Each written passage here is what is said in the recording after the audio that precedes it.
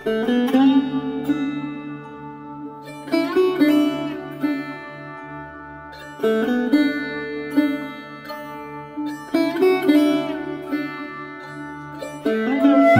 Digital platform ও Kolkata audio স্টুডিওতে আপনারা শুনছেন হুমায়ুন আহমেদের রচনা আমি মিসির আলী। আজ শুনবেন তৃতীয় তথা শেষ পর্ব। মিসির আলী দরজার দিকে তাকালেন। খোলা দরজার ওপাশে কাউকে দেখা যাচ্ছে না, তবে কেউ যে আছে তা বোঝা যাচ্ছে। যে আছে তাকে মিসির আলী চেনেন না, কিন্তু কুকুরটা চেনে। সে দরজার দিকে এগিয়ে যাচ্ছে। কুকুরটা সিঁড়ি বেয়ে নামছে, তার নেমে যাওয়ার শব্দ পাওয়া যাচ্ছে। মিসির আলী দ্রুত বিছানা থেকে নামলেন, দরজা বন্ধ করে ছিটকিনি টেনে দিলেন। টেবিলের কাছে এসে ঘড়ি দেখলেন, রাত ৩:২৫। তিনি পরপর ২ গ্লাস পানি খেলেন, তারপরেও তৃষ্ণা কমছে না। তিনি কি করবেন বুঝতে পারছেন না। বিছানায় উঠে আবার ঘুমিয়ে পড়ার ব্যবস্থা করবেন নাকি হাঁটাহাঁটি করবেন। মিসির আলী জানলার কাছে চলে গেলেন। যদি কুকুরটাকে দেখা যায়। চেরি গাছের নিচে কি কেউ আছে? হ্যাঁ, আছে তো বটেই। ওই তো হুইল চেয়ারটা দেখা যাচ্ছে। হুইল চেয়ারের পেছনে আছে বরকত। রাত ৩:২৫ ওরা দুজন কি করছে? তারা দেখার প্রস্তুতি। হঠাৎ মিসির আলীর বুকে একটা ধাক্কার মতো লাগলো। তিনি অবাক হয়ে দেখলেন হুইল চেয়ারে বসা মানুষটা উঠে দাঁড়িয়েছে। এই তো হাঁটতে শুরু করেছে। মন্দিরের দিকে কি যাচ্ছে? হ্যাঁ, ওই দিকেই যাচ্ছে। এখন সিগারেট ধরিয়েছে, আবার ফিরে আসছে। হাতের জ্বলন্ত সিগারেট এখন ফেলে দিল। এই মানুষটা যে সুলতান, তাতে কি কোনো সন্দেহ আছে? না, কোনো সন্দেহ নেই। মানুষটা আবার হাঁটতে শুরু করেছে। মিসির আলী তীক্ষ্ণ চোখে তাকিয়ে আছেন। না, মানুষটা মন্দিরের দিকে যাচ্ছে না, সে মন্দিরের পেছনে যাচ্ছে। মন্দিরের পেছনে আছে কুয়া। এখান থেকে কুয়া দেখা সম্ভব না, কিন্তু স্বপ্নে সম্ভব। মিসির আলী কুয়া দেখার জন্য অপেক্ষা করছেন। কুয়া দেখা গেল না।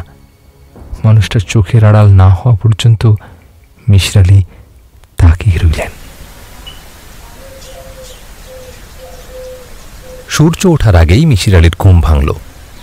অন্ধকার মাত্র কাটতে শুরু করেছে। টেবিলে রাখা হারিকেন নিভে গেছে। টেবিল ল্যাম্প তপতপ করছে, যে কোনো মুহূর্তেই নিভবে। মনে হচ্ছে হিসেব করে তেল দেওয়া। সূর্যের আলো ফুটবে আর এরা নিভে যাবে।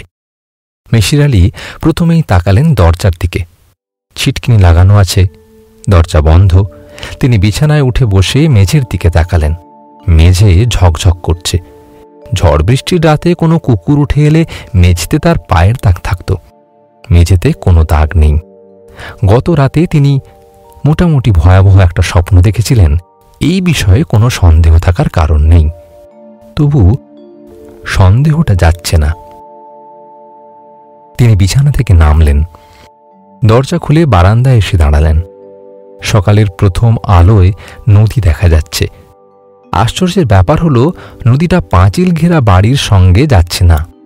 মনে হচ্ছে ওই বাড়িটার সঙ্গে নদীর কোনো যোগ নেই। নদী দেখতে ভালো লাগছে না।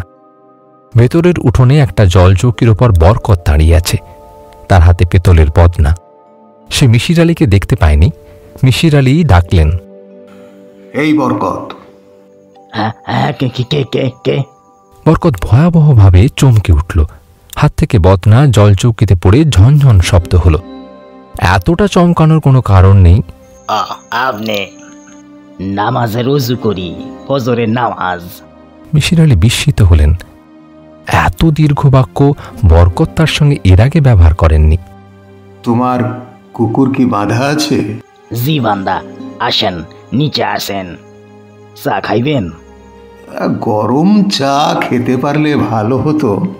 আচ্ছা, নামাজ শেষ কইরা চা দিতাছি। তোমার কুকুরগুলি কোথায় একটু দেখি? ওই যে দূরে পেয়ারা গাছের ডালের লগে বাঁধা আছে, দেখেন দেখেন। কোনো ভয় নাই, আসেন, কোনো ভয় নাই। কাছে যান, শরীরে হাত দেন, আপনারে কিছু বলবো না। কিছু বলবে না কেন? একটা ঘটনা ঘটাইছি। আপনার জুতা আর কাপড় শুকাইয়া দিছি। এখন এরা আপনার শৈলের গন্ধ চিনে। কাজটা তুমি নিজে থেকে করতে বলনি, কেউ তোমাকে করতে বলেছে। কে বলেছে? বরকত জবাব দিল না। গেট খুলে দাও, নদীর পাড়ে বেড়াতে যাব। এত কাছে নদী, অথচ নদীই দেখা হয়নি। গেট খুলন যাইব না, বড় সাহেবের নিষেধ আছে। নিষেধ? জি নিষেধ। আমি খুলতে চাইলেও খুলতে পারুম না, চাবি থাকে বড় সাহেবের কাছে। চাবি সব সময় বড় সাহেবের কাছে থাকে? না, সবসময় চাবি ওনার কাছে থাকে না। যখন আপনার মতো কেউ বেড়াইতে আসে তখন চাবি ওনার কাছে থাকে। যাতে অতিথিরা পালিয়ে যেতে না পারে, সেই জন্যে। কি জন্য সেইটা আমি জানি না, বড় সাহেব জানে। আচ্ছা ঠিক আছে, তুমি নামাজ পড়তে যাও। তোমার নামাজে দেরি হয়ে যাচ্ছে, শেষের নামাজ কাজা হবে। ফজরের নামাজ দুপুর পর্যন্ত কাজা হয় না, এটা একটা ইতিহাস আছে। ইতিহাসটা শুনবেন? বলো শুনি। নবী করিম একবার দেরি কইরা ঘুম থাইকা উঠছিলেন। নবী করিমের জন্য আমরা মাপ পাইছি, বুঝলেন না? এটা জানতাম না। ভদ্রলোকেরা সব বিষয়ই জানে, ধর্মকর্ম বিষয়ে জানে না, এইটা একটা আফসোস। আফসোস তো বটেই। বরকত, তোমার সঙ্গে কথা বলে ভালো লাগলো। আমি বাগানের দিকে যাচ্ছি, তুমি নামাজ শেষ করে চা নিয়ে এসো। 2 কাপ চা আনবে, আমার জন্য 1 কাপ আর তোমার জন্য 1 কাপ। আমরা চা খেতে খেতে গল্প করব। ভালো কথা, আমি যখন তোমাকে ডাকলাম তুমি এত ভয় পেলে কেন? ভয়ে হাত থেকে একেবারে বদনা পড়ে গেল। বরকত জবাব দিল না। তার ঠোঁটের কোণায় অস্পষ্ট হাসির রেখা দেখা গেল। মিশির আলী হাঁটতে শুরু করলেন। চেরি গাছের নিচে এসে দাঁড়ালেন। তার দৃষ্টি মাটির দিকে। হুইল চেয়ারের কোনো দাগ কি মাটিতে আছে? থাকার কোনো কারণ নেই। কাল রাতে যা দেখেছেন তার পুরোটাই স্বপ্ন। এই সত্য সন্দেহাতীতভাবে সত্য। তারপরেও দেখা। মানুষের মন এমন যে একবার কোনো বিষয়ে সন্দেহ উপস্থিত হলে সেই সন্দেহ আর যেতেই চায় না। কাপড়ে ময়লা লেগে যাবার মতো। যত ভালো করেই ধোয়া হোক, অস্পষ্ট দাগ থেকেই যায়। সেই দাগ বারবার ধুতে ইচ্ছা করে। হুইল চেয়ারের পায়ের রেখা ভেজা মাটিতে আছে। মিশির আলীর ভুরু কুঞ্চিত হল। স্বপ্নের একটি অংশ কি সত্যি? মানুষ যেমন মিথ্যে কথা বলার সময় মিথ্যার সঙ্গে কিছু সত্য মিশিয়ে দেয়, স্বপ্নেও কি সেরকম কিছু ঘটে? মস্তিষ্ক স্বপ্নের সঙ্গে সামান্য বাস্তব মেশায়। মিশির আলী হুইল চেয়ারের দাগ ধরে এগোতে লাগলেন। তাকে বেশি দূর যেতে হল না, তার আগেই থমকে দাঁড়াতে হল। কিছু সত্য মিশিয়ে দেয়, স্বপ্নেও কি সেরকম কিছু ঘটে?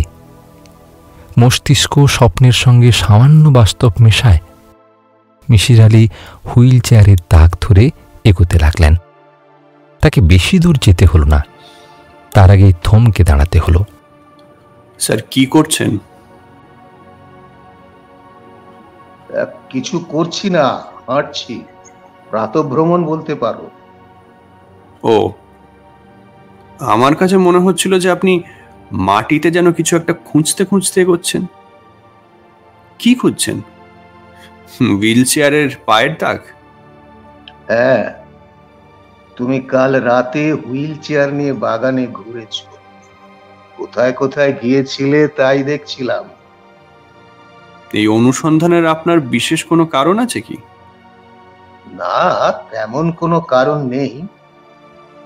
তাহলে বলি, শেষ রাতের দিকে তো বৃষ্টিটা থামলো, তারপর আকাশ পরিষ্কার হলো। আমি বাগানে ঘুরছিলাম আর আকাশ দেখছিলাম। সুলতান হুইল চেয়ার নিয়ে লাইব্রেরি ঘরের বারান্দা থেকে নিচে নামতে শুরু করল। হুইল চেয়ারে বারান্দা থেকে বাগানে নামার জন্য ব্যবস্থা করা আছে, তারপরেও তাকে নামতে হচ্ছে সাবধানে। সুলতান সহজ গলায় বলল, পঙ্গু মানুষেরও তো মাঝে মাঝে ঘুরে বেড়াতে ইচ্ছা করে নাকি? বাগানে যেতেও ইচ্ছা করে। শীতের সময় বাগানে ঘুরে বেড়ানোটা অনেক সহজ, বর্ষার সময় খুব কঠিন। পুরোটা কাদায় ডেবে যায়, আর তখন পিছন থেকে কাউকে না কাউকে ঠেলতে হয়। যাকে স্যার, আপনার রাতের ঘুম ভালো হয়েছিল তো? হ্যাঁ, ভালো হয়েছে। বেশ ভালো না মোটামুটি ভালো? বেশ ভালো। আচ্ছা, আপনি কি আর্লি রাইজার? না, আজ কিভাবে যেন ঘুম ভেঙে গেছে। আমার কপালে সূর্যোদয় দৃশ্য নেই, শুধুই সূর্যাস্তের দৃশ্য। আর আমার কপালে সূর্যোদয় দৃশ্য প্রচুর পরিমাণে আছে। আমি তো রাতে ঘুমাই না, সকালে সূর্য দেখে ঘুমাতে যাই। আমার কপালে সূর্যাস্ত নেই। আমি তোমাকে ঘুম থেকে বঞ্চিত করছি। যাও যাও, শুয়ে পড়ো। না না, আজ আমি আপনার সঙ্গে গল্প করব। চলুন না, ওই নীলমরিচ ফুল গাছটার কাছে যাই। আপনি বেদিতে বসবেন আর আমি বসবো হুইল চেয়ারে। কি হবে, আমাদের আই লেভেলটা ঠিক থাকবে। বরকতকে চা নিয়ে আসতে বলেছিলাম, তুমি চা খাবে? হ্যাঁ, খেতে পারি। চায়ে চিনি কতটুকু খাও? কেন বলুন তো? না, বিশেষ কোনো কারণ নেই, এমনি জিজ্ঞেস করলাম। 2 চামচ। আমার ধারণা ছিল তুমি চায়ে চিনি খাও না। এরকম একটা ধারণা হবার কারণ কি? মধু খাও না, তাই ভাবলাম মিষ্টি জাতীয় কিছুই খাও না। মধু খাই না, এই কথাটা আপনাকে কে বলল? কেউ বলেনি। আমার ধারণা তুমি খাও না, অন্যদের আগ্রহ করে খাওয়াও। আমার ধারণাটা কি ঠিক? হ্যাঁ, ঠিক। কিন্তু আমি মধু খাই না, এই ধারণাটা আপনার কেন হলো সেটা আমি বুঝতে পারছি না। সুলতান তীক্ষ্ণ দৃষ্টিতে তাকিয়ে আছে। সে বড় বড় করে নিঃশ্বাস নিচ্ছে। তার হাতের মুঠি বন্ধ। প্রতিটি লক্ষণ বলে দিচ্ছে সে রেগে গেছে, রাগ সামলাতে পারছে না। মিশির আলী সুলতানের রাগটাকে তেমন গুরুত্ব দিলেন বলে মনে হলো না, যেন তিনি ধরেই নিয়েছেন সুলতান রাগবে। মিশির আলী গাছের বেদিতে পা তুলে বসলেন। বরকত চা নিয়ে এসেছে। দুজনের জন্যই চা এনেছে। সুন্দর কাপে করে মিশির আলীর জন্য চা, আর তার নিজের জন্য গ্লাস ভর্তি চা। আপনার ডিডাকটিভ লজিক যে ভালো তা আমি জানতাম, কিন্তু এতটা ভালো তা বুঝতে পারিনি। I am impressed. এখন তুমি কি আমাকে বলবে কেন আমাকে এখানে এনেছো? তারা দেখানোর জন্য নিশ্চয়ই আনোনি। চিঠিতে তুমি টোপ ফেলার কথা বলেছো, সেটা কথার কথা ছিল না। আসলেই টোপ ফেলে এনেছো। কেন এনেছো খোলাখুলি বলতে অসুবিধে আছে? না, অসুবিধা কিচ্ছু নেই। এমনিও আপনার সঙ্গে অনেক লুকোচুরি খেলা হয়েছে, আর তার কোনো প্রয়োজন তো দেখি না। তাহলে তোমার উদ্দেশ্যটা বলে ফেলো। আমার এখানে থাকতে ভালো লাগছে না, আমি আজ চলে যাব। দুপুরের পর রওনা হতে চাই। আজ তো অমাবস্যা, আকাশে মেঘও নেই। আমি নিশ্চিত যে আজ রাতে আকাশ কিন্তু পরিষ্কারই থাকবে। আপনাকে আজ রাতে একটা স্পাইরাল গ্যালাক্সি দেখাতে চাই, দেখবেন, আর দেখার পর মনে হবে মানব জীবন পুরো ধন্য হয়ে গেল। না না, আমার গ্যালাক্সি দেখার শখ এখন নেই। আমি চলে যেতে চাচ্ছি, আকাশ দেখতে ইচ্ছা করছে না। শুনুন স্যার, আপনার ব্যক্তিগত ইচ্ছা অনিচ্ছার কথা ভুলে যান। আমি আপনাকে এখান থেকে বের হতে দেব না। কি বের হতে দেবে না? না, আর তার জন্য আপনার কোনো সমস্যাও হবে না। কেউ জানবেও না যে আপনি কোথায় আছেন। আপনার পরিচিত জনেরা জানে যে আপনার স্বভাব হচ্ছে মাঝে মাঝে বাইরে কোথাও চলে যাওয়া। সবাই ভাববে এবারও তাই হয়েছে। আপনার এক ছাত্র তো আপনার জন্য টেকনাফে অপেক্ষা করছে। সে যখন দেখবে যে আপনি এসে পৌঁছাননি, তখন সে খানিকটা খোঁজ খবর করবে। সবাই জানবে টেকনাফ যাওয়ার পথে আপনি হারিয়ে গেছেন। আর কিছুদিন পরে মানুষ আপনাকে ভুলেও যাবে। মানুষ এক বিস্মৃতি পরায়ণ জীব। আমাকে এখানে আটকে রেখে তোমার লাভ কি? লাভ আছে। সাইকোলজি, বিশেষ করে প্যারাসাইকোলজির ওপর আপনার দখল অসাধারণ। আপনি আপনি আমার উপর গবেষণা করবেন, আমার মাথার ভেতরে উঁকি দিয়ে দেখবেন সেখানে কি আছে, কেন আমি এরকম। তুমি তুমি কি কি রকম? আপনার অনুমান শক্তি তো ভালো, আপনি অনুমান করুন। অবশ্য আপনাকে আমি সামান্য একটা সাহায্য করব। এটা জেনে রাখুন যে আমার তুলনায় অশ্বিনী কুমার রায় একজন মহাপুরুষ। বুঝলেন কিছু? মিশির আলী তাকিয়ে আছেন, সুলতানও তার দিকে তাকিয়ে আছে। সে এখন আর হাসছে না, কিন্তু হাসিটা শরীরের ভেতর আছে, কারণ তার শরীর কাঁপছে। মনির ছায়া চোখে নাকি পড়ে। চোখ হচ্ছে মনির জানালা। মিশির আলীর মনে হলো না সুলতানের চোখে মনের কোনো ছায়া পড়েছে। শান্ত স্থির চোখ, যে চোখ বুদ্ধিতে ঝকঝক করছে। সুলতান বলল, স্যার, আপনার কি ভয় লাগছে? না। ভয় লাগছে না কেন? বুঝতে পারছি না কেন। আপনি যে ভয় পাচ্ছেন না সেটা অবশ্য আপনাকে দেখে বোঝা যাচ্ছে। ভয় পাবেন না জানলে আগেই আপনাকে বলতাম। যাই হোক, আপনার কিন্তু উচিত আমাকে ধন্যবাদ দেওয়া। কেন বলো তো?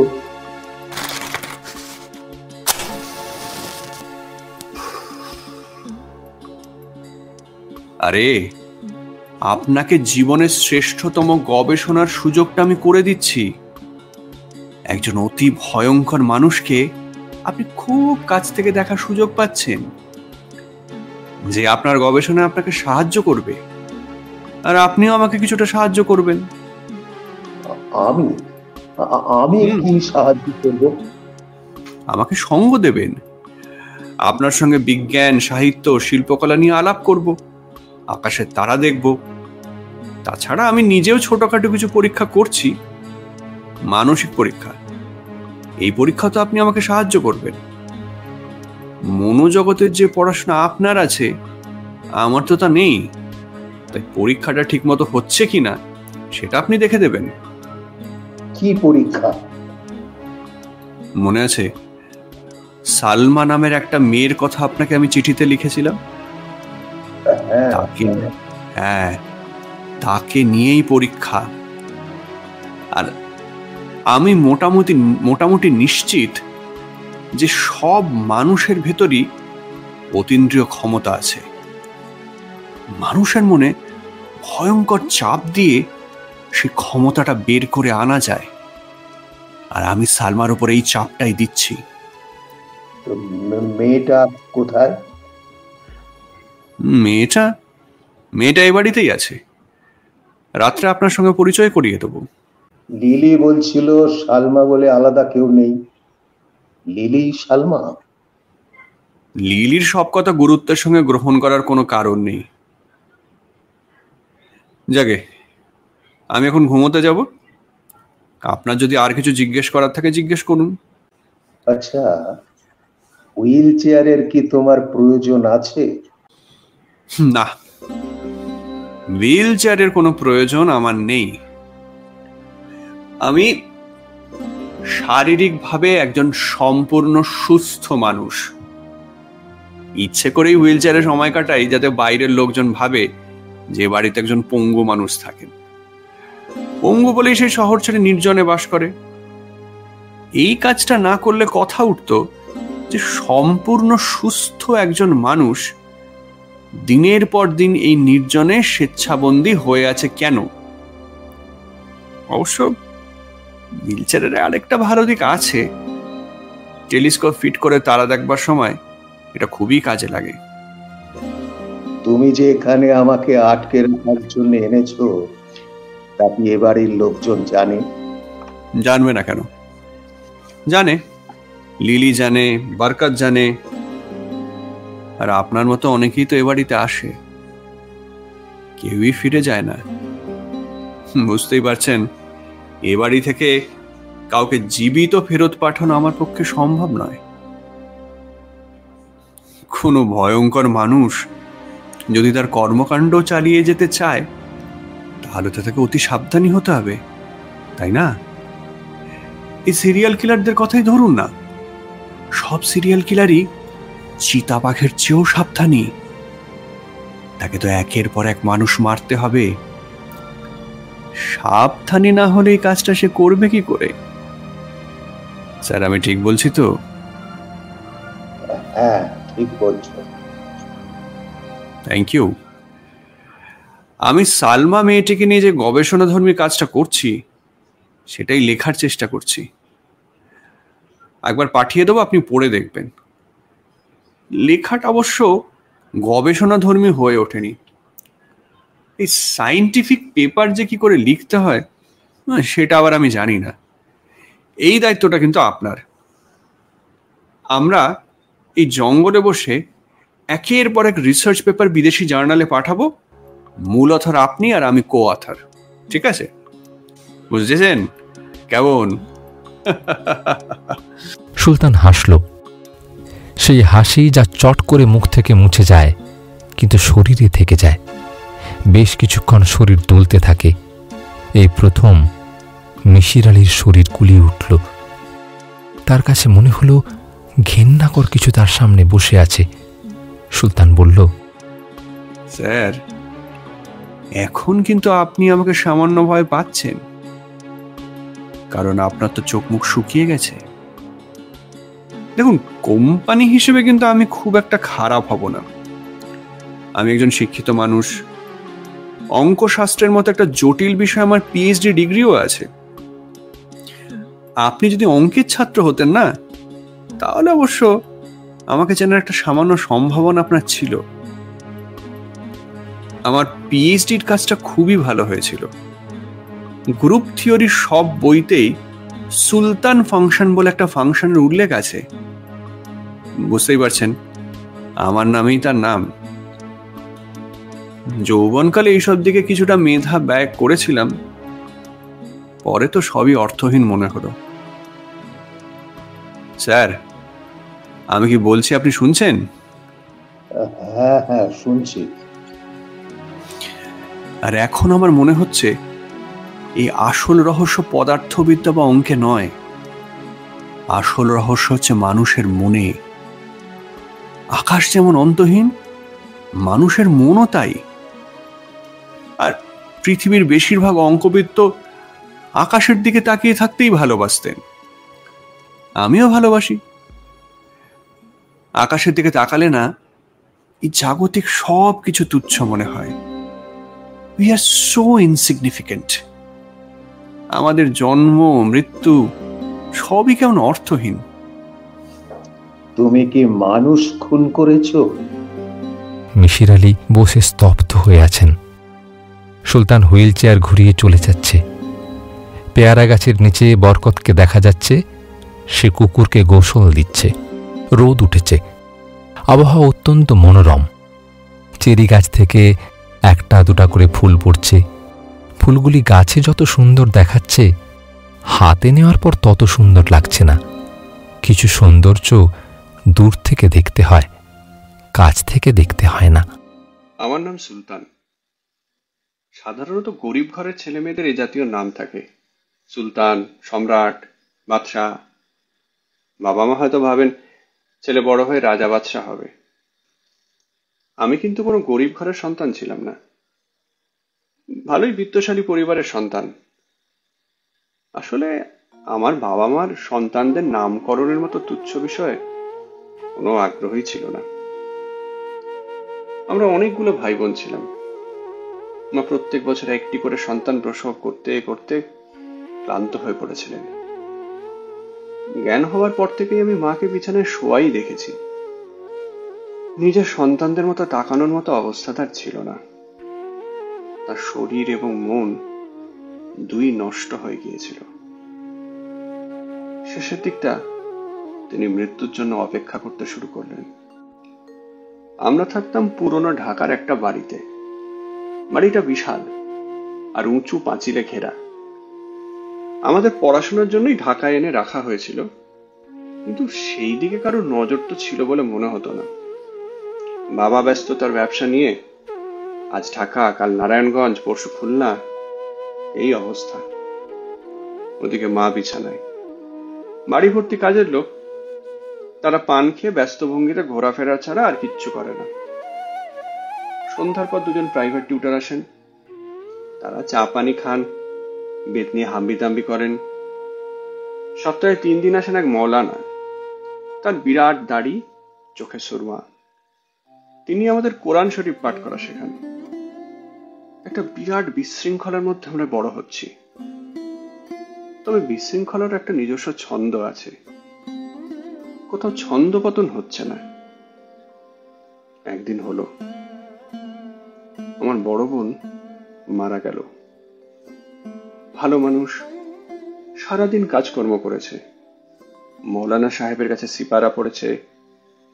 রাতে এশার নামাজ পড়ে ঘুমোতে গেল, সে ঘুম আর ভাঙল না।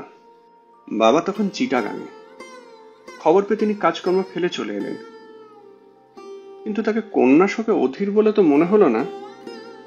তিনি শুধু বারান্দার এই মাথা থেকে ও মাথা পর্যন্ত হাঁটতে লাগলেন আর বারবার বলতে লাগলেন, সমস্যাটা কি, ঘটনাটা কি? বড় বোনের মৃত্যুর পিছনে কোনো সমস্যা বা ঘটনা হয়তো ছিল, কিন্তু আমি নিতান্তই শিশু বলে কিছুই বুঝতে পারিনি। আমার বড় বোনের নাম ছিল মিরু। তার তখন 18-19 বছর বয়স।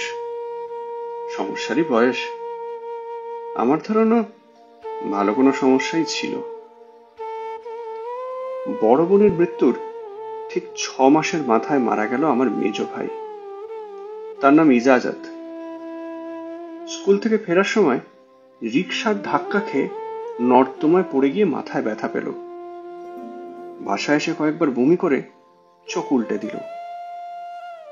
বাবার শোকে যে অভিভূত হলেন তা না, চোখ মুখ কুঁচকে বলেন, সমস্যাটা কি? ট্রাকের নিচে পড়ে মারা যায় এটা ঠিক আছে, কিন্তু রিকশার নিচে পড়ে মৃত্যু, এটা কেমন কথা? না, কিছু একটা অভিশাপ লেগেছে, মহা অভিশাপ লেগে গেছে। এই বাড়িতে থাকা আর ঠিক হবে না। সেই বছরের শেষ দিকে আমার সবচেয়ে ছোট বোনটা মারা গেল। তার মৃত্যু অবশ্য স্বাভাবিকভাবেই হয়েছিল বলা চলে, ডিপথেরিয়ায় মৃত্যু। ছোট বোনের মৃত্যুর পর বাবা সবাইকে নিয়ে গ্রামের বাড়িতে চলে আসেন। ঠিক হলো, ঢাকায় নতুন কোনো বড় বাড়ি ঠিক হওয়া না পর্যন্ত আমরা গ্রামেই থাকবো। ওই অভিশাপ লাগা বাড়িতে আর ফিরে যাব না। গ্রামের বাড়িতে আমাদের লেখাপড়া দেখিয়ে দেওয়ার জন্য সর্বক্ষণের একজন শিক্ষক রাখা হলো। তার নাম ইদ্রিস, মুহাম্মদ ইদ্রিস মাস্টার। বাবাটাকে দেখে বিশেষ নির্দেশ দিয়ে দিলেন, শিশুদের শাসনে রাখতে হবে, কঠিন শাসন। পড়াশোনা না করলে, বেয়াদপি যদি করে, মেরে তক্তা বানিয়ে দেবে। কোনো অসুবিধা নেই, শিশুদের দুটাই ওষুধ, একটা কৃমির আর একটা মার। মুহাম্মদ ইদ্রিস অত্যন্ত উৎসাহে তার কর্মকাণ্ড শুরু করে দিলেন। প্রতিদিনই তিনি নির্যাতনের নানান নতুন কৌশল বের করতে থাকলেন। 2 হাতে ইট নিয়ে সূর্যের দিকে তাকিয়ে থাকাটা দিয়ে শুরু করলেন। হাতের ইটটা তার পায়ে ফেলে তাকে প্রায় খোঁড়া করবার চেষ্টা করেছিলাম বলে হয়তো আমার শাস্তির ব্যাপারে তিনি আবার বিশেষভাবে যত্নবান হলেন। এমন সব শাস্তি যা অনেক চিন্তা ভাবনা গবেষণা করে বের করতে হয়, সেসব চট করে মাথায় আসে না। আমাকে তিনি এক বিকেলে বিশেষ এক ধরনের শাস্তি দেবার জন্য মন্দিরে নিয়ে ঢুকলেন। প্রথমে গা থেকে শার্ট খুলে খালি গা করালেন। দড়ি দিয়ে 2 হাত পিছন থেকে মোড়া করে বাঁধলেন। তারপর দুটো প্রকাণ্ড বড় বড় মাকড়সা সুতো দিয়ে বেঁধে আমার গলায় মালার মতো পরিয়ে দিয়ে মন্দিরের দরজা বন্ধ করে দিয়ে চলে গেলেন। আমার মাকড়সা ভীতি আছে। এই নিরীহ প্রাণী মানুষের কোনো ক্ষতি করে না, কিন্তু যারা একে ভয় পায় তাদের কাছে এরা রাজ্যের বিভীষিকা নিয়ে উপস্থিত হয়। যে কারণে তো মাকড়সা ভীতির একটা আলাদা নাম পর্যন্ত আছে। প্রথম কিছুক্ষণটা আমার মনে হলো আমি বোধহয় এক্ষুনি মারা যাব। সুতো দিয়ে বাঁধা মাকড়সা দুটো সারা গায়ে কিলবিল করছে, গলা দিয়ে মুখের দিকে উঠতে চেষ্টা করছে। আমি চিৎকার করার চেষ্টা করছি, কিন্তু গলা দিয়ে সামান্যতম শব্দ বের হচ্ছে না। ইচ্ছা করছিল ছুটে গিয়ে দরজার কাছে আছড়ে পড়ি। সেটা সম্ভব হচ্ছিল না, কারণ আমার হাতটা জমে গিয়েছিল ভয়। ঘর অন্ধকার, আমি চোখে কিচ্ছু দেখছি না, কিন্তু অদ্ভুত কারণে মাকড়সা দুটোকে দেখতে পাচ্ছি।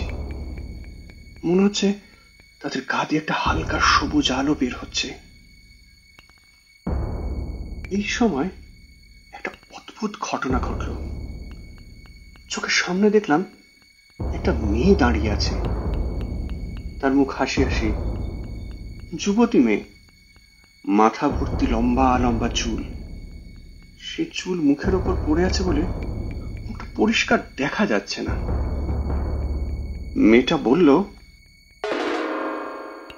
মাকড়সা তো সামান্য পোকা, তুই দেখি ভয়ে মরে যাচ্ছিস। আমি বললাম, আপনি মাকড়সা দুটো ফেলে দিন, আপনার পায়ে পড়ি। নারী মূর্তি বলল, পায়ে পড়ে লাভ হবে না, আমি মাকড়সা হাত দিয়ে ছোঁবো না। স্নান করে এসেছি, হাত নোংরা হবে না। তুই মাকড়সার দিকে না তাকিয়ে আমার দিকে তাকিয়ে কথা বল, তাহলে ভয় কমবে। আমি বললাম, আপনি কে? নারী মূর্তি চাপা গলায় বলল, আমি গৌরকালী।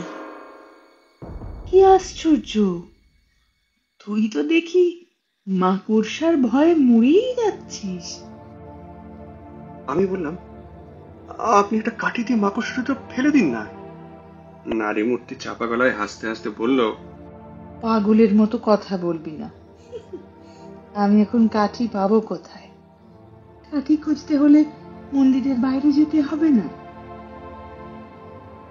ওই মাস্টার মন্দিরের বাইরে বসে আছে তো। তোকে একটা বুদ্ধি দিই, শোন। এই মাস্টার তোকে আরো অনেক যন্ত্রণা দেবে।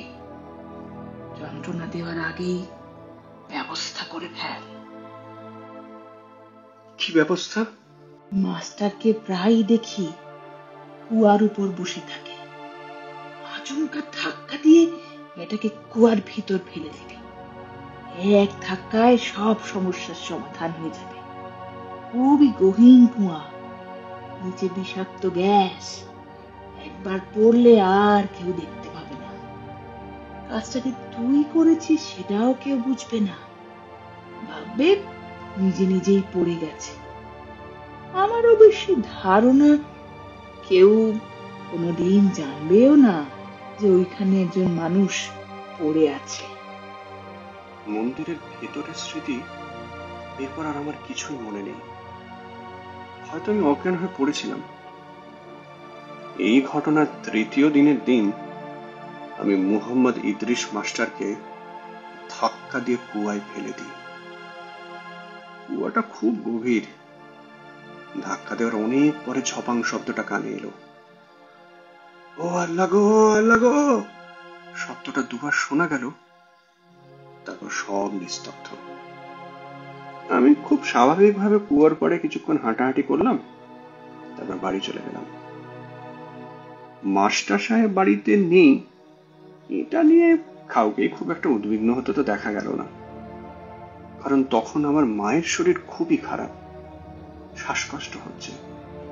এই যায় কি সেই যায় অবস্থা। মৌলানা ডাকা হয়েছে, মৌলানা তবা করিয়েছেন। খবর পেয়ে বাবা চলে এসেছেন ঢাকা থেকে।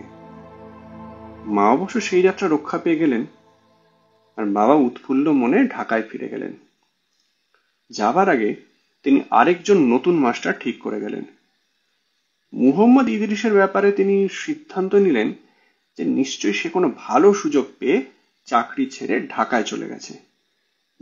টিমুখারাম বলে তাকে অনেক গালাগালিও করলেন। মায়ের শরীরটা আরেকটু ভালো হলে আমরা আবার ঢাকা শহরে চলে এলাম।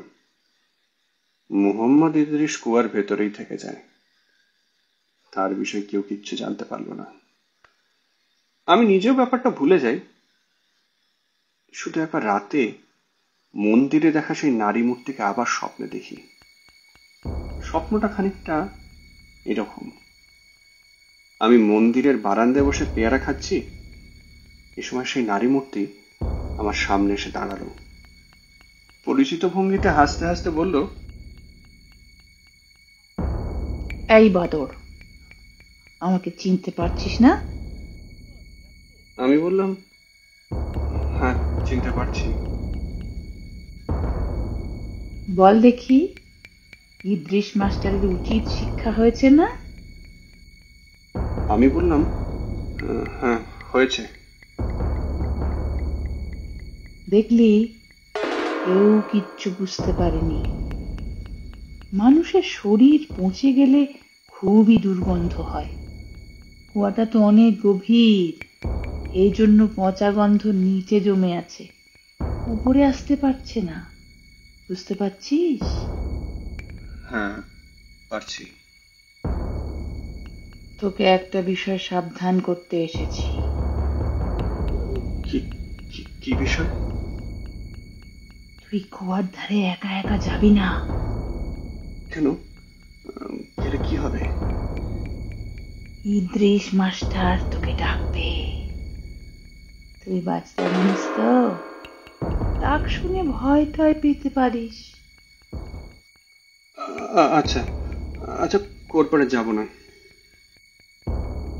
কখনো কোনোদিন কুয়ার ভিতর কি আছে মুখি দিয়ে দেখতেও যাবি না, কিন্তু দেখতে গেলেই মহা বিপদ। আচ্ছা আচ্ছা আচ্ছা, দেখতে যাব না।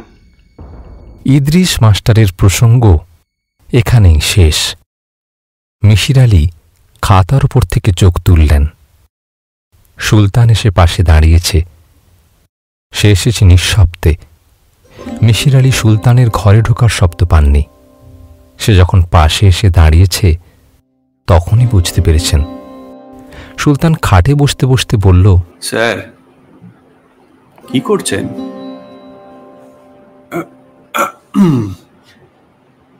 সন্ধ্যাবেলাটা আবার পড়াশোনার জন্য অত ভালো না। আপনি দেখছি গভীর মনোযোগ দিয়ে আমার লেখাগুলো পড়ছেন, দেখে ভালো লাগলো। ঘটনাগুলো আমি মোটামুটি গুছিয়েই লিখেছি। আমি যখন কিছু পড়ি মন দিয়েই পড়ি। তুমি গুছিয়ে না লিখলেও আমি মন দিয়েই পড়তাম। এইখানে আপনার সঙ্গে আমার কিছু মিল আছে দেখছি। আমিও যখন যা করি মন দিয়েই করি। যখন আকাশের তারা দেখি খুব মন দিয়ে দেখি, আর যখন মনে করি কারোর উপর মানসিক চাপ সৃষ্টি করব, সেই কাজটাও খুব মন দিয়েই করি। ভালো না, ভালো মন্দ বিবেচনা করে আমি কিছু করি না। আমাকে যেটা করতে হবে সেটা আমি করি। যা হোক, এটা নিয়ে পরে আপনার সঙ্গে না হয় কথা হবে। আপনি একটা কাজ করুন, পুরো খাতাটা এখন পড়ার দরকার নেই, ধীরে সুস্থেই পড়বেন। আমার ধারণা আপনি পড়ার অনেক সময় পাবেন। এখন শুধু সালমার অংশটা পড়ুন। এই মেয়েটি হচ্ছে আমার বর্তমান গবেষণার সাবজেক্ট। মেয়েটির সঙ্গে আপনার পরিচয়ও করিয়ে দেব। তার বিষয়ে একটু আগে থেকে জানা রাখা ভালো, তাই না? তোমার ওই কোর্টে কি শুধু মোহাম্মদ ইদ্রিস মাস্টারই আছে নাকি আরো অনেকে আছে?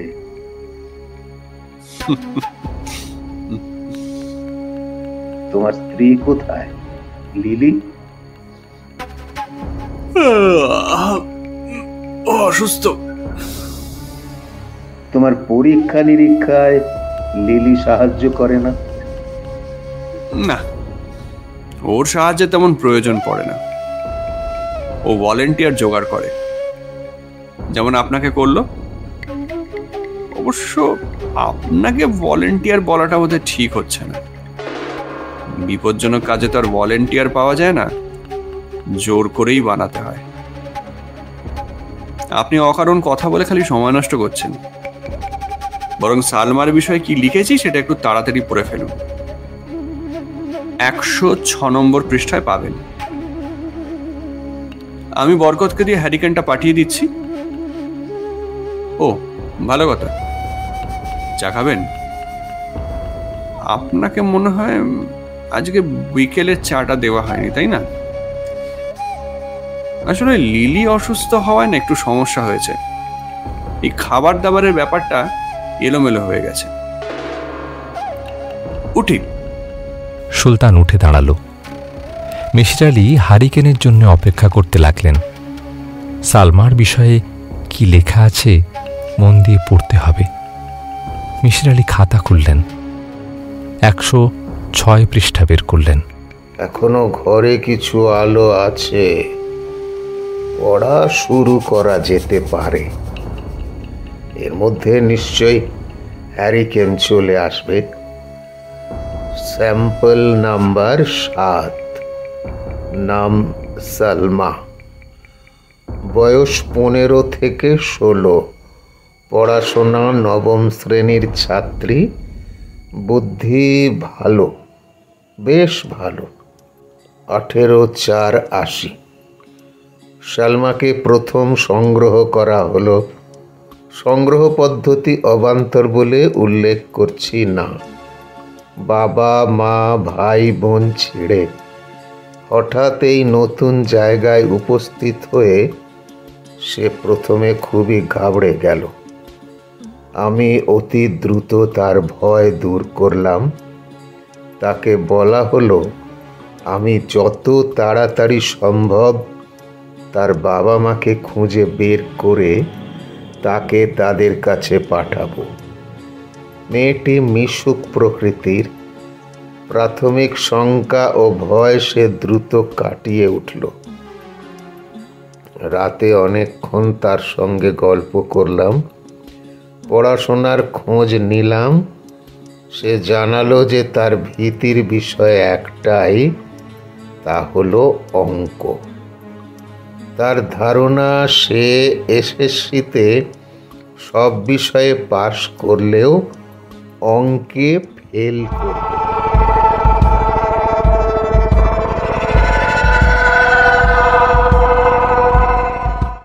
মিসির আলি খাতা বন্ধ করলেন।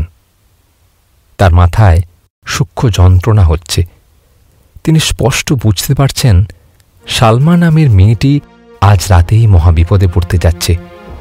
সুলতান তার বিখ্যাত পরীক্ষা সালমাকে নিয়ে করছে না, সে পরীক্ষাটা করছে মিসির আলি নামের একজনকে নিয়ে, যাকে সে মানসিকভাবে নিজের কাছাকাছি ভাবছে। মিসির আলি মোটামুটি নিশ্চিত যে সুলতান মধ্যরাতে এই হত্যাকাণ্ডটি ঘটাবে তাকে ভয় দেখানোর জন্য। বাচ্চা একটি মেয়ের মানসিক পরিবর্তন নিয়ে তার কোনো মাথা ব্যথা নেই। সালমা মেয়েটি তার সাবজেক্ট না, তার সাবজেক্ট মিসির আলি। সালমা মেয়েটিকে রক্ষা করার কোনো উপায় কি আছে? খুব ঠান্ডা মাথায় ভাবতে হবে এবং অতি দ্রুত ভাবতে হবে। হাতে সময় খুব বেশি নেই। সুলতানের সঙ্গে প্রত্যক্ষ যুদ্ধে তিনি নামতে পারছেন না। মানসিক যুদ্ধ অবশ্যই করা যাবে, কিন্তু তার জন্য প্রয়োজনীয় অস্ত্র কি তার কাছে আছে? তিনি কি পারবেন? মিসির আলি চোখ বন্ধ করে আছেন, নিজেকে শান্ত রাখার চেষ্টা করছেন, পারছেন না। তিনি অনুভব করলেন তার শরীর কাঁপছে। এটা ভালো লক্ষণ না, এটা বয়সের লক্ষণ, জরার লক্ষণ। মিসির আলির ঘুম পাচ্ছে। তিনি বিছানায় লম্বা হয়ে শুয়ে পড়লেন। তার শীত লাগছে, শীতে গায়ে কাঁটা দিচ্ছে। তিনি গায়ের উপর চাদর টেনে দিলেন। তিনি কিছুক্ষণ ঘুমোবেন। মধ্যরাতের আগেই সুলতান নিশ্চয়ই তাকে ডেকে নিয়ে যাবে। হয়তো তখন সালমার সঙ্গে দেখা হবে। হত্যাকাণ্ডটা যে খুব সহজ হবে তাও মনে হয় না। সুলতানের মতো মানুষরা ড্রামা পছন্দ করে। হয়তো মেয়েটাকে স্নান করানো হবে, নতুন কাপড় পরানো হবে, গলায় দেয়া হবে জবা ফুলের মালা। এই ফুল প্রাচীন ভারতের অনেক নররক্তের সাক্ষী।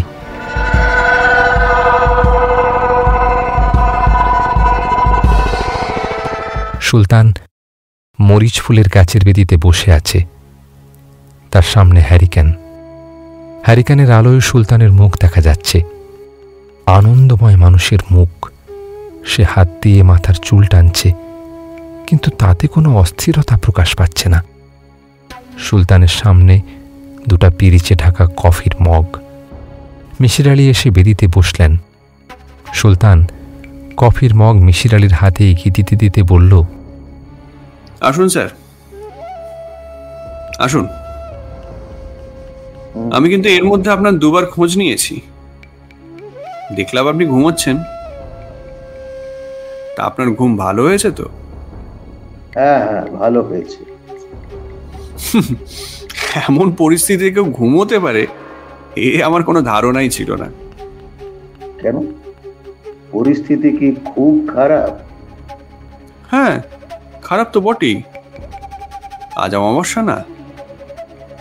আর আমি ওই সালমা মেয়েটার বিষয়ে কিন্তু একটা সিদ্ধান্ত নিয়ে ফেলেছি।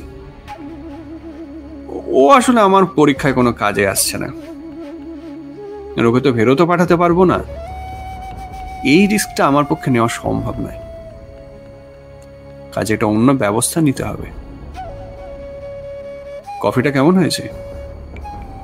ভালো হয়েছে। সালমা মেয়েটির সঙ্গে কোনো কথা বলবেন? না। না কেন? মিসির আলি জবাব দিলেন না। কফির মগে চুমুক দিতে লাগলেন। একবার তাকালেন মরিচ ফুল গাছটার দিকে। গাছ ভর্তি জোনাকি, জ্বলছে নিভছে, এত সুন্দর লাগছে যে তিনি চোখ ফেরাতে পারছেন না। স্যার, কি দেখছেন? জোনাকি। অনেক দিন পর জোনাকি দেখলাম। অপূর্ব দৃশ্য। মনে হচ্ছে আকাশের সব তারা গাছে নেমে এসেছে।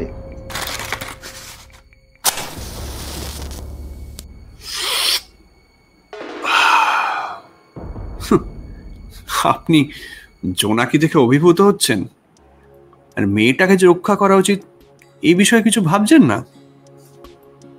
ভাবছি, কোনো কিছুর দিকে তাকিয়ে থেকে অন্য কিছু ভাবা খুব সহজ।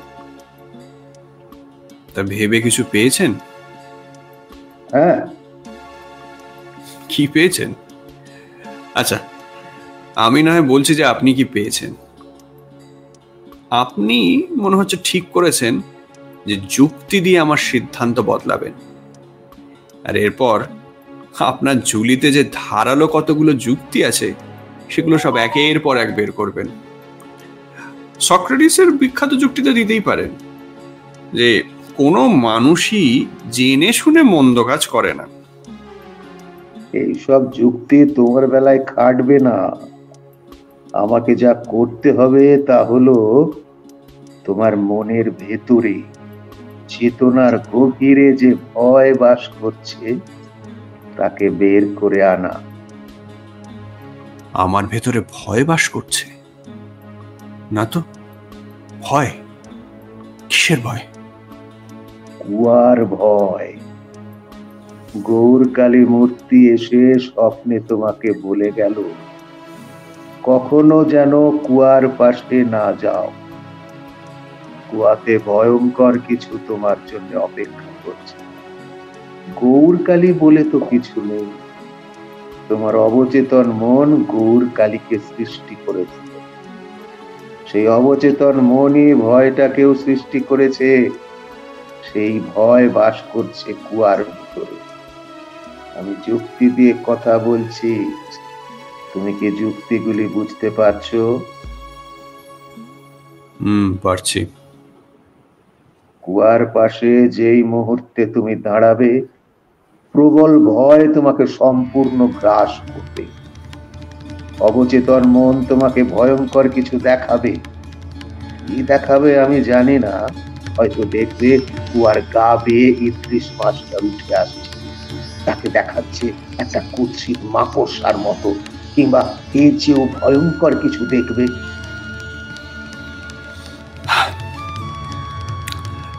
আপনি যা বললেন সেসব ঠিকই আছে, আর আমি সেটা তো জানি বলেই কখনো কুয়ার পাশে যাই না। কারোর পক্ষে আমাকে কুয়ার পাশে নিয়ে যাওয়া সম্ভব নয়। তোমাকে কুয়ার কাছে যেতে হবে কেন? কুয়া তোমার কাছে চলে আসবে। তুমি বসে আছো বেদিতে, তুমি দেখবে কুয়া ধীরে ধীরে এগিয়ে আসছে তোমার দিকে। তার মানে? তুমি আকাশের তারা দেখো, এই ব্যাপারটা তুমি সবচেয়ে ভালো বুঝবে। আকাশের দিকে কিছুক্ষণ তাকিয়ে থাকলে মনে হয় না আকাশের তারা নিচে নেমে আসছে? অনেকটা সেরকম বৃষ্টি বিভ্রম। কুয়া থাকবে কুয়ার জায়গায়, অথচ তোমার মনে হবে কুয়া জীবন্ত প্রাণীর মতো এগিয়ে আসছে। আপনি কি আমার সাথে ট্রিক্স করবার চেষ্টা করছেন? হ্যাঁ, করছি। তোমার মনের গভীরে ঘাপটি মেরে বসে থাকা ভয়টাকে বের করে আনছে। ভয়ে তোমার চেতনা যখন অসাড় হয়ে এসেছে, তখন বলেছি কুয়া এগিয়ে আসছে। তোমার অবচেতন মন তা গ্রহণ করেছে। একে সাইকোলজির ভাষায় বলে ইনডিউসড হ্যালুসিনেশন। তোমার চোখ মুখ থেকে বুঝতে পারছি, তুমি স্পষ্ট দেখতে পাচ্ছ কুয়া তোমার দিকে এগিয়ে আসছে। তোমার মনও আমাকে খানিকটা সাহায্য করেছে। এই কুয়াটার প্রতি তোমার তীব্র আকর্ষণ, তুমি সব সময় তার কাছে যেতে চেয়েছো। কিছুক্ষণের ভেতর কুয়াটাকে তুমি তোমার সামনে এসে দাঁড়াতে দেখবে। তোমার ইচ্ছা করবে না, তারপরেও তুমি উঁকি দেবে, এবং যে ভয় তুমি পাবে সেই ভয়ের জন্ম এই পৃথিবীতে নয়, অন্য কোনো জগতে। Stop! Stop! Please stop! Stop it please! Stop! Stop it! Stop it! Sultan বিকৃত গলায় চেঁচাচ্ছে, তার মুখ দিয়ে ফেনা বের হতে শুরু করেছে। ছুটে এসেছে লিলি, কিছু দূরে এসে সে থমকে দাঁড়িয়ে গেল।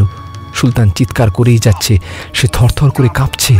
সে এক দৃষ্টিতে তাকিয়ে আছে মরিচ ফুল গাছের বেদির দিকে। ভয়ঙ্কর কিছু সে অবশ্যই দেখতে পাচ্ছে। মিশির আলী শান্ত ভঙ্গিতে সিগারেট ধরালেন, এগিয়ে গেলেন মন্দিরের দিকে। সালমা মেয়েটা নিশ্চয়ই মন্দিরেই আছে। বেচারি হয়তো ভয়ে মরেই যাচ্ছে, তার ভয়টা কাটানো দরকার। সালমা মূর্তির আড়ালেই গুটিসুটি মেরে বসেছিল। মিশির আলীকে দেখে সে চোখ বড় বড় করে তাকালো। মিশির আলী কোমল গলায় বললেন, কেমন আছো গো মেয়ে? আমার ছোট্ট মায়ের চোখে পানি কেন? কাছে এসো, চোখ মুছিয়ে দিই। এসো, জোনাকি পোকা দেখি। আমি আমার জীবনে একসঙ্গে এত জোনাকি দেখিনি।